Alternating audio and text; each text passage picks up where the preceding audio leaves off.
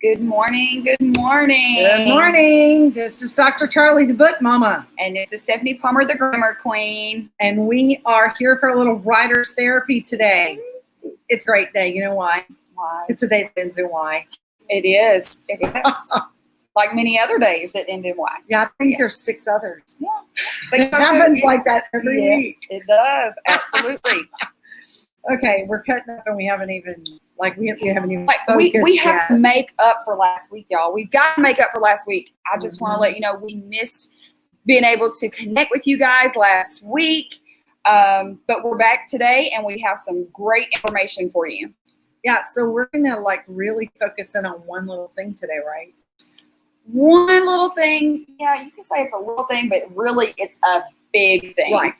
Yeah. It's like the Princess and the Pea. Yeah. Do you remember that fairy tale? I do not. Oh no, she doesn't know the Princess and the Pea. The princess had all these mattresses piled up, and the queen I'm gonna give you a book, a blurb.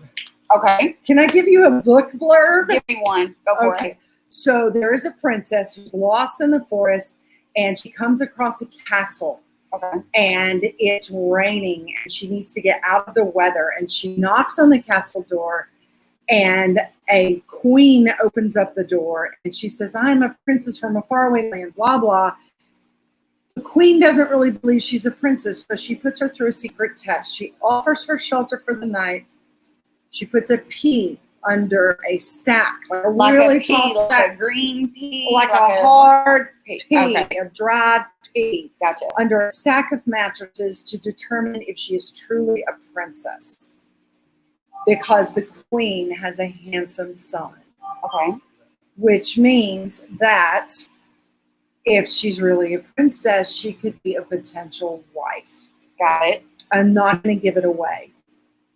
But the pea, you really want me to give it away? I mean, I need a little bit more. Okay, she was a real princess because when she slept on the pea, the next morning the queen said, "How did you rest?" And she said, "I'm so appreciative of the hospitality, but I did not sleep very well. I'm black and blue and bruised. There was something wrong with the mattress." Because a princess is so tender that a pea underneath all the mattresses would cause her grief and pain. That was the test. That kind of ended up not being a blurb because you made me tell the whole thing. Yeah, I did. You blew it. I did. I was trying to help you out. More of a synopsis then, huh? Yeah, it was more of a synopsis. So, but that's the Princess and the Pea. But that's what I was saying is it's that one thing that's really small, but it can have a big effect. Right. Gotcha. Okay. So that's somebody please message me and tell me they know that fairy tale. Because I don't. She may be dating herself just a little. No, I'm sorry. Are you saying I'm as old as a fairy tale? No, I'm saying that this may it's be a fairy tale last session of writer's therapy. No, I'm saying that it's a session, or it's a fairy tale. I don't really know. Cinderella, Princess and the Frog, maybe, but yeah, not that one. Okay. All right. So now you've learned a new story today. I have. So you want to tell us about what we're talking about today? Yes, but before I go into that, I would love for my assistant to go to my desk and grab the stack of books, because I want to show you more than I can say it. She must have another assistant because I didn't feel the urge to do that. Yes, I have behind the scenes. Here we go. Yes. We show and tell. I do. Yay. And I want to include some of the amazing authors that we have been very blessed and fortunate to work with. So, okay. What are we going to talk about today? We're going to talk about book blurbs. We are. And can you tell us what a book blurb is? A book blurb, you do this to me every time. I do. I like putting you on the spot. Oh, my name is Dr. Charli, the Walking Dictionary. A book blurb is a summary of the book, a brief summary of the book. And where does it go?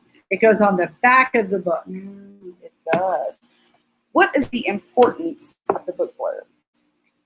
Book blurb tells the reader, the potential reader, what the book is about. Maybe the plot or the characters, the setting, what the general message may be. So can you give me some ideas of how that looks and how important it is?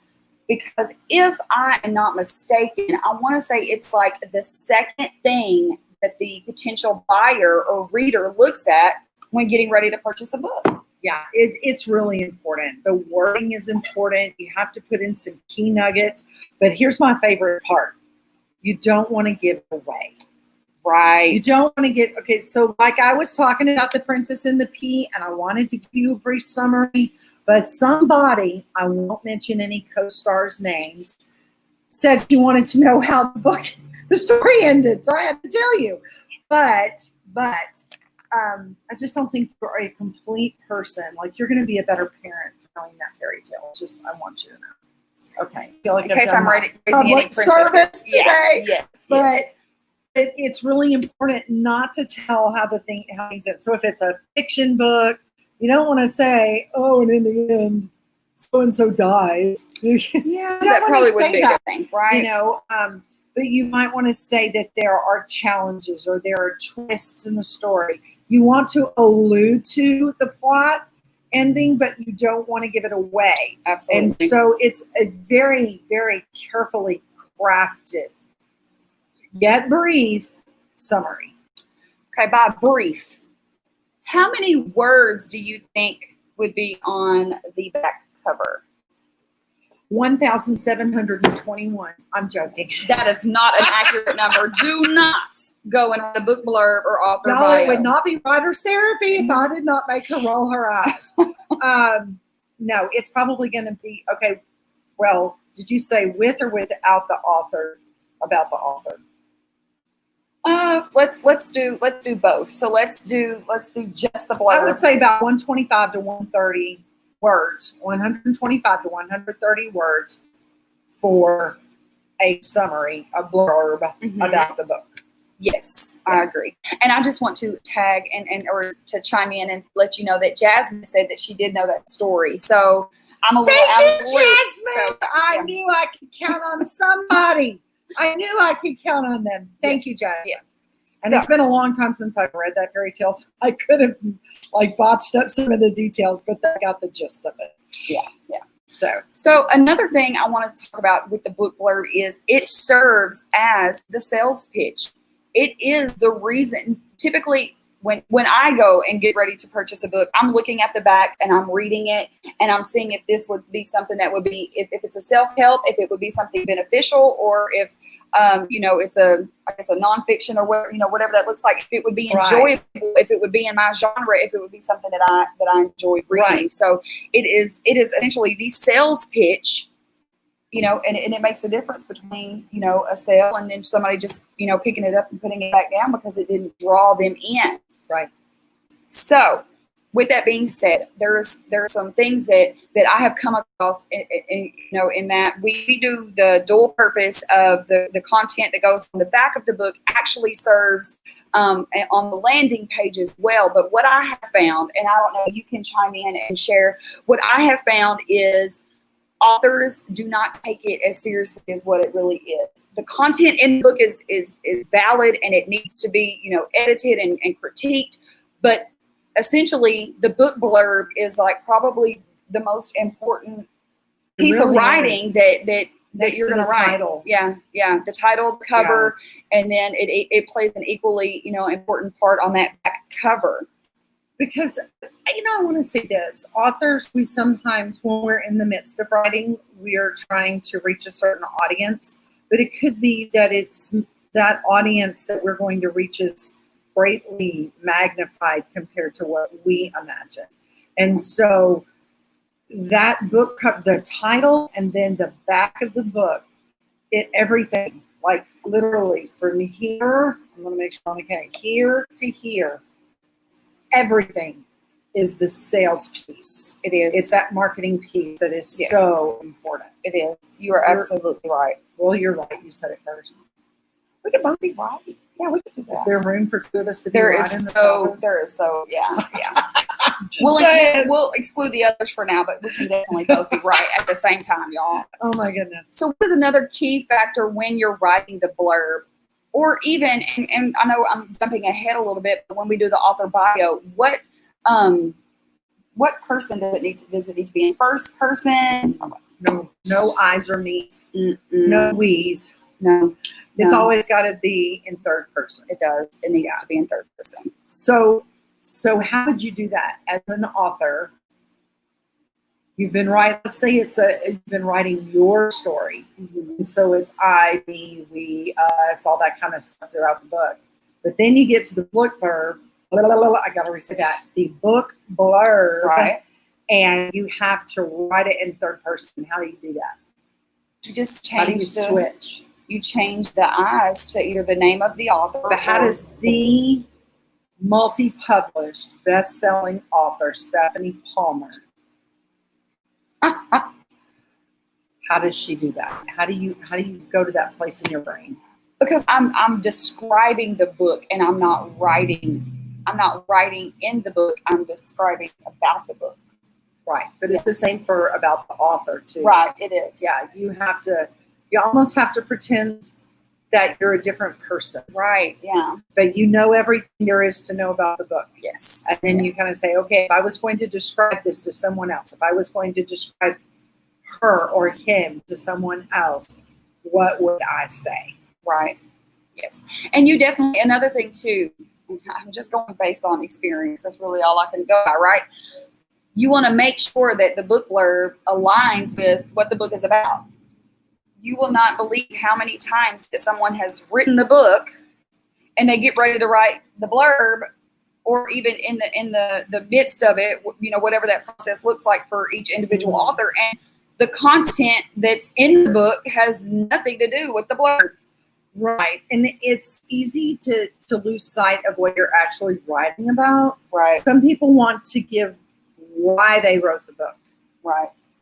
And there may be a sentence dedicated to that if it's relevant. And notice I said a sentence. One. We're still learning how to focus in on the camera. One. Okay. Because really, if there's a why you wrote the book, that probably needs to be in the introduction. Right. You know? So you've got to be very careful to stay focused on the actual purpose of the blurb. Yes. Which is to draw in the reader. I always think of it, sales and marketing, that is what it is. But I like to think of it as I'm pulling the reader in. Yes. I'm intriguing them. Yes. I want to woo them into reading the book. Yes. Absolutely. With that being said, I just want to share, that was my tagline, and I think it's really because someone else in this office says that all the time, and I've just kind of let it soak in. Yeah. With that being said, someone else in this office says that all the time. Darren says it. You don't. I was going to say, I don't remember saying the chief book officer says that all the time. So he says it. So yes, essentially I say it. Okay. So let's talk about a few tips that we can give potential authors or even authors that are currently writing their book blurb and author bio. But let's share with them some things that they can do. Okay. Or what they need to focus on. Okay. I'm going to let you start. Well, we've already said it. Yeah.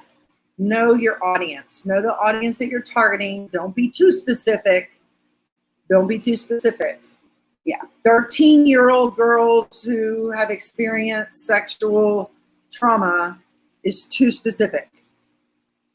Teenagers who have experienced sexual trauma would probably be a better, and I just pulled that one out of my head because of a specific book that we're working on.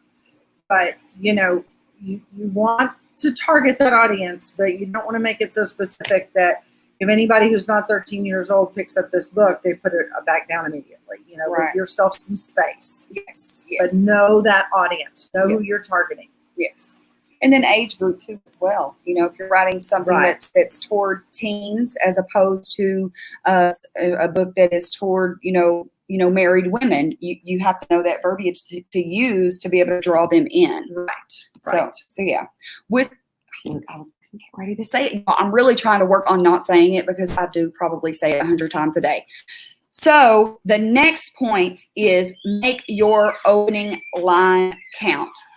Make sure that first and second sentence brings in a punch. You want to draw them in immediately. You don't want to wait. It's not like the cliffhanger that happens at the end. You want to bring in the punch in the very beginning of your blurb. Yes. I would like to set an example for that. So many people know who Erin Brockovich is. And then she had a movie.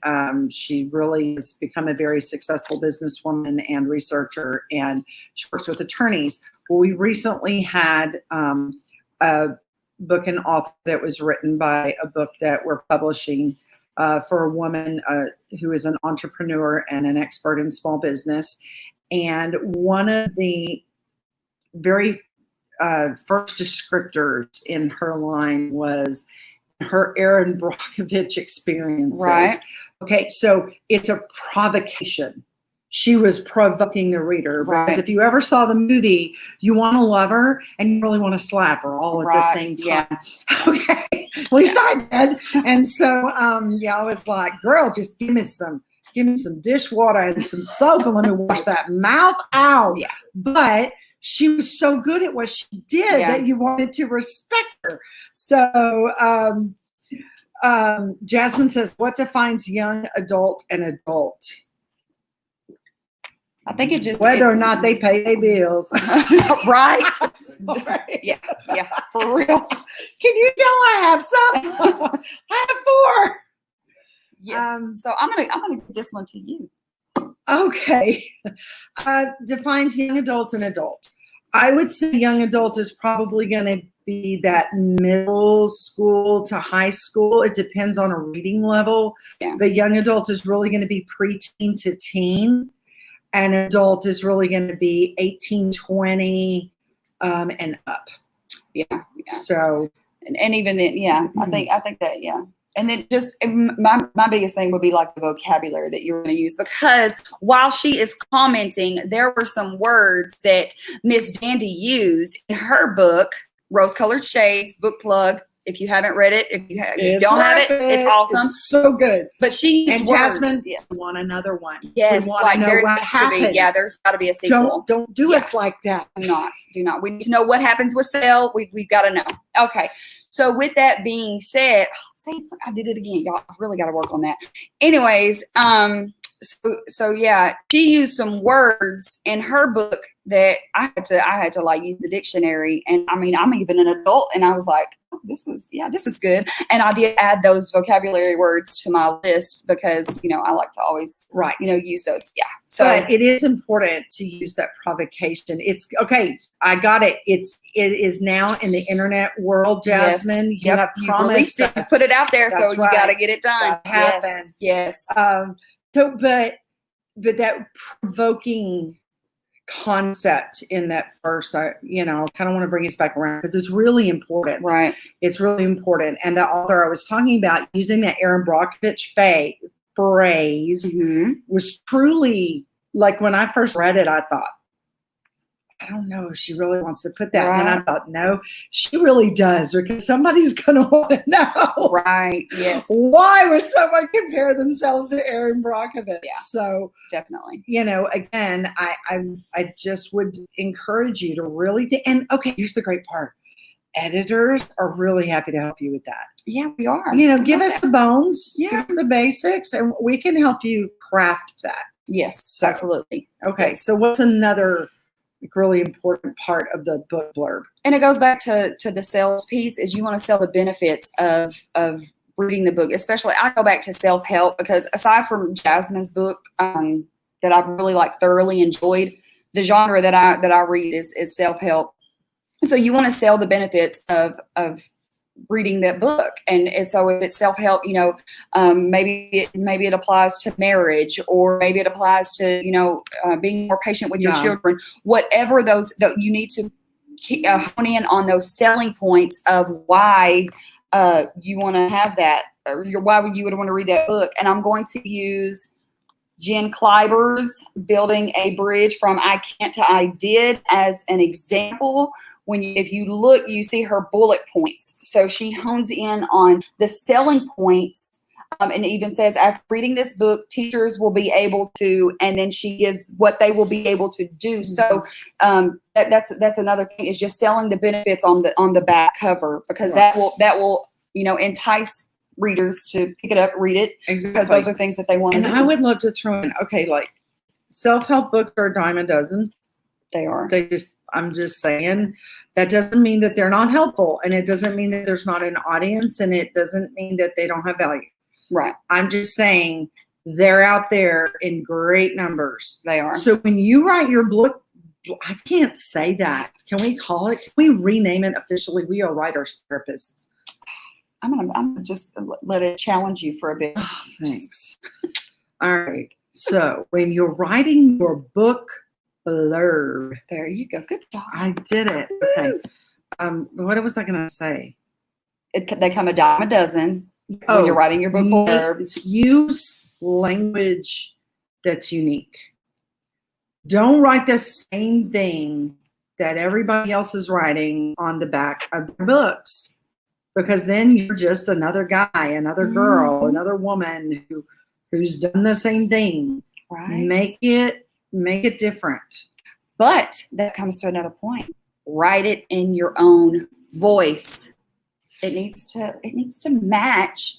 The outside of the book needs to match the voice that's on the inside. Okay. Yes. It needs to match the voice that's on the inside, but it also needs to stay in the rules of the English language. Absolutely. Well, yes. That's saying, right. We're here for that. I'm all about unique and special language differentiation. But when it comes to your book, I cannot say it, book blurb, y'all, I just want y'all to see this. All I've had to drink today is water. We do not know what is in that bottle. No one. We don't know. So anyway, so that you do have to stay in certain rules, right? So okay, so what else? Look, and we've gotten off point. So like a squirrel. I know, right? Rabbits, squirrels, chipmunks, whatever. I think number 4 kind of ties into the bio. I want to say, and we've talked about keeping it short. Yeah. Use short sentences. We have one author that I think her sentences, oh my goodness, it is one right after the other of 5, 6, or no, not 5 and 6, maybe 2 to 3 lines each. When you're doing the blurb, you kind of want to break it up, and you want to have some short sentences, because when a potential buyer is looking at that book and they turn it over, they're not trying to, they want to get straight to the point. So you want to have some short sentences in there that you're able to, look at Jasmine. I know. That you're able to draw their attention and not have, multiple conjunctions and all that, which of course, we will definitely fix. Right. But you don't want a lot of linked sentences, one right after the other, because, they're glancing at it. So they're trying to get to the meat of it. You also don't want Dick and Jane sentences. No, you don't want those either. No. A full sentence without, you don't need 3 and 4 word sentences, but you don't need a soliloquy. Yeah. Do you know what a soliloquy is? I don't. How about you, Miss Webster? Go ahead. I think I'm just going to make you look it up later. A soliloquy. Okay, we'll write it down and tell me how to spell soliloquy. it. Yeah, spelling it's pretty tough too. Yeah. Okay. So the other thing, that's helpful is when we ask authors to write about the book, we also send them samples. So they're, they kind of have an idea. And you can always look at the back of other books. I mean, find somebody that you feel has done it well, and look at the back of their book and see what they said and see how they said it, how they fashioned and shaped their words. That's really helpful. Yes. Okay. So do we get to talk about the author? We can, but before we talk about that, I also want to say that if you, especially if you have beta readers, or you have anyone that has read it, that has credibility in that whatever field that may be in, you may want to get testimonials. And I just keep going back to Jen's book, y'all, because she did it all. So if you look at the very bottom and the darker blue, she has testimonials from different different people that share about what the book is about. So you can also include that, especially if maybe the blurb and the bio is not lengthy. You can, to create that, to draw people in, you can have that testimonial. So, but your mom is not a testimonial. No. So my kids, when they started applying for jobs, because we have a different last name, they would put me as a reference. Yeah, you can't do that. I'm biased. Right. But we don't have the same last name, so they thought we could get away with that. Yeah. No, mom's not a reference. It needs to be, like, if it's a professional book, it needs to be professional references. Yes. If it's someone who has watched you walk through a really difficult season and watched you grow from it, that may be a pastor or maybe a counselor or just someone else, Right. So, absolutely. Yes. but that is a really great idea. Yeah, it is. It definitely is. So here, we're going to, we have notes here, editors. Well, I know I always take notes. Charli can go on, she can go on a whim. But for me, we have notes. So let's talk about The biography. Yeah, let's talk about it. Yeah, that's short too. It's still about 125 to 130 words. Mm-hmm. But what you focus on in your biography depends on the kind of book you're writing. Right. If you're writing a book to improve your stance in your market, in your professional market, then you need to talk about some of your experience in that market. It's not a resume. Please do not use it. Look, you took the words out of my mouth. And it is not a vitae. There are going to be some people who know what a vitae is. Look, I think that was I researched that and I was like, I don't know what that is. I'm deleting that. So I'm glad you brought it up. So now I know. A vitae is a resume written in an essay style. And they use it very often in academic positions, like professors for universities and stuff like that. They want to make sure you can actually write. So with that being said, do you want to include a lot of years in the bio? No. But if you've spent 20 years in the real estate industry, that gives you validity. It does. So you can say, after spending 20 years in the real estate industry, Mr. Blank Blank has incorporated certain techniques that are building his business more than 200% every year. That's like crazy statistics that I'm pulling out of my head, or maybe somewhere else. But, it's, those kind of numbers matter. But you notice how succinct that was? That was 1 or 2 sentences at most. So birthdays, you should probably shouldn't. I don't need to know your birthday. I'm sorry. I'm not going to send you a gift, but she'll just Facebook you. Right. Yeah. Right. Yeah. All right. I'll post on your. I don't need to know the ages of all your children. I don't need to know how long you've been married to your husband. No. Let's say it was a book on marriage. Yeah, I was going to say. It's a book on marriage. If you've been married 30 years, that's significant. It is. That's significant. But if your book is on how to improve processes in industrial settings, nobody really cares if you've been married to your wife for 30 years. So yeah, those numbers are important, but we don't need a lot of them. Yes. And if you really feel compelled to share the years and the dates, put it in your intro. Yeah. Just stick it in your intro. Yeah. You can. Now, it's okay to say, like it's great to say, I have achieved this much, like 3 or 4 sentences about your professional life, and then say, by the way, if it was about me and I was the author, it would say, well, Dr. Caraway has been married to her husband for 16 years and they have 4 children in their blended family. That's all I need to say. Yes. If I need to expound on those children and how by the grace of God it is only that they are still alive, I say that with all the love in my heart. No, you cannot do. Then- You cannot do them like that, y'all. I do. I have awesome kids. They're rock stars. Yes, But that was after, you know, a lot of prayer and supplication.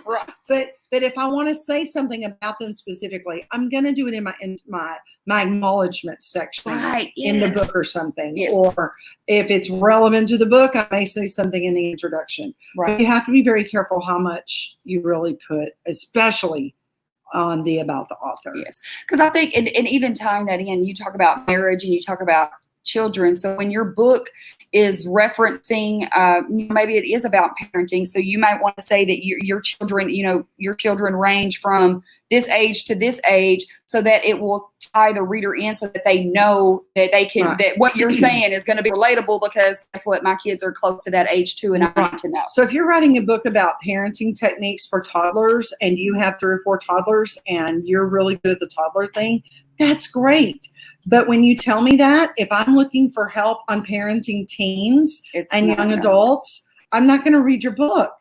I've done the toddler thing. They survived, and now they're at the second level of this game called life, and I need another level, So that's, I think that makes sense. I'm sure you can understand what we're saying. Absolutely. So, you can also add hobbies, but I don't need to know every hobby you've ever. I don't need to know every campground that you have ever camped at. If you love camping, that's fantastic. Now, if you climbed like Mount Everest, yes. Why don't you go ahead and that might be that would be nice. Okay, I want to pick on one of our authors for a minute. Okay, because she wrote a poetry book. You're going to know who I'm talking about. I might have her book right here. You do. I have her book right here. Okay, so I want to look at the back of this book. Go ahead. All right. So she wrote the back. This is Motivation 23 by Kalia Simone. And we were writing her. We did the whole book. We're doing the about the book. It's some amazing poetry. And she's writing about the author. And she says, I just don't have anything interesting to say about this. And then she lets it slip that she's been on season 10 of American Ninja Warrior. So we added, she lost 70 pounds in 10 months, and in 2018 completed season 10 American Ninja Warrior. Hello, princess like me need to know that there are women out there who can compete on American Ninja Warrior. I was like, that's amazing. She said, really? I should add that? And I'm like, yes. Yes, definitely add if you've been on American Ninja Warrior. So that's like huge. It was a book about poetry, and a lot of it was dedicated to her grandmother and the wisdom and compassion that she learned from her grandmother. Yes. But she's a freaking competitor on American Ninja Warrior. Say that. Yes. So, okay. I'm sorry. Yeah, we're way off topic, but that's okay. But it's important because I want you to see that example, because that mattered. It did. Absolutely. That says something about who she is as a person. It does. Absolutely. Yeah. So you can list credentials and qualifications, but like we said, no resume. Yeah. It needs to align with what the book is about, for sure. Yeah. I got some credentials, guys, but I don't list them all. It's a long list. Well, it's a list anyway. But, it just doesn't matter. Mm-hmm. Now, if I'm writing a book about former fields that I have been in, I'm definitely going to list some of those credentials, because absolutely. People will see that. I was in the field of education for a long time, and I have some very serious credentials in that field. And so if I'm going to write a book that the audience is the field of education, teachers, future teachers, school principals, school superintendents, I'm very definitely going to list those credentials. But if I'm writing a book about parenting, we were talking about parenting, if I'm talking, writing a book about that, I'm not going to list all those. I might list one, like the culmination. This is the biggest one I got. We're done. The end. Right. So So they are important. They just may not be important. Relevant for the back, to that book. Yeah. For the back cover. Yeah. So we've kind of tied that in. We've let you know the link, the information that you need to include, kind of how to go about writing that. And like we've said, keep in mind, we can help shape that. So if you kind of, brain dump and get it out there, we can definitely go back in. I know that there was one author I had to go back in and kind of, even stuff that was about the book needed to really be in the author bio. So, just extracting and being able to move that around, and then, justifying why this is valid to be on the back cover, because you're limited. There's limited space there. So while we have finished all that, did you spill your water? Look, y'all, we don't know what is in that cup. I'm telling y'all, it's just water. She missed me so much last week, y'all. It was just, yeah. So the last thing that is probably like the icing on the cake for the book cover, that is just as equally important as every component, is what? The picture, y'all. The picture. Pictures. Yes. Okay. I want to educate everyone. Educate me too. Go ahead. I'm listening. Raise up one hand, left or right, doesn't matter. Just raise up your hand. There you go. I know that's a selfie stick. You don't need to use it for your picture on the back of your book. Please, y'all. I know everybody has built-in selfie sticks. At least most people do. Right. But you don't need to use it for the back of your book. This angle is not good. I see, Jasmine. It really is water. I promise. Okay. But the picture really does matter. So I have a funny story about a picture. Okay, tell us. Because you really need to have a professional picture made, so the people who are taking the picture, there's little things about taking pictures that the general public really doesn't know. So when I had my engagement pictures made. Oh, this is funny. I know this story. I had my engagement pictures made for my first husband. And it was in 1990. That would have been 1996. Okay. I took a picture. We were cheap. So my mama took the pictures, except that we're sitting there and he had on this, he was a big cowboy and had this red, white, and blue shirt on, and the red was kind of at the bottom, and I had on a red blouse. And we took these pictures. We were so pleased. Our smiles were all pretty and everything. And then we sent out the pictures only for people to start responding and calling my mother saying, why does Charli have her hand down his pants? Apparently, if you look at the picture, it is true, because the way the reds in his shirt and my blouse blended, it looked like I had like my whole arm down the front of his pants. Y'all, it was bad. Yeah. You can't make that up. And so, and we laugh about it now, but it's the truth. And so that's just a very good example of why you really need to have a professional photo done. So Jasmine had a great picture, but Kalia. So Kalia had a professional picture made. Yes. Yeah. And she even has herself on the front. So if you are included on the front of your cover, you can also use pictures for the back. Yeah, you can use pictures for the back. But those pictures really matter. Yeah. They really are important. Okay, great. So Aaron also had a professional photo done. Yes. For the back of his book. Yes. So it has to do with pixelation and quality and presentation. And if none of that makes any sense to you, that is just even greater reason for you to go get a photographer. Now, when you talk to a photographer, if you tell them what the pictures are for, if you just want a bust shot, which means from your bust up, if that's the kind of picture you want, you tell them that. This is for the back of my book. I'm publishing, and I just need that professional shot done. Right.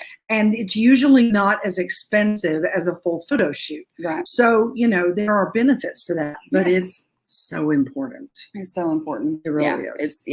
And then especially with a good quality image, it just, it resonates with that potential buyer as far as how it looks. If it's just kind of thrown on there, the resolution isn't good.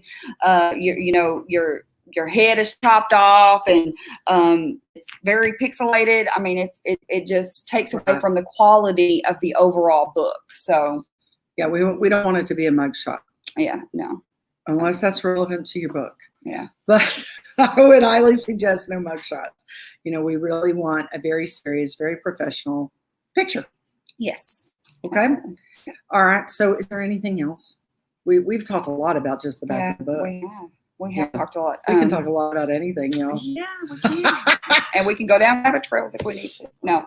But no, that's pretty much it, is really and then also, and it goes back, and we've shared it before, trusting your team to tweak and make the revisions that need to be made, because we are in the field that we are in to help you win. So absolutely. We want to make sure that the book is going to sell and also look good. It's because even whether it gets 1,000 sales or 10 sales, you want to make sure that it's a quality product, and that's the overall concept that we have behind it. So trusting your editors to remove things and to shift things so that it reads the best that it could read.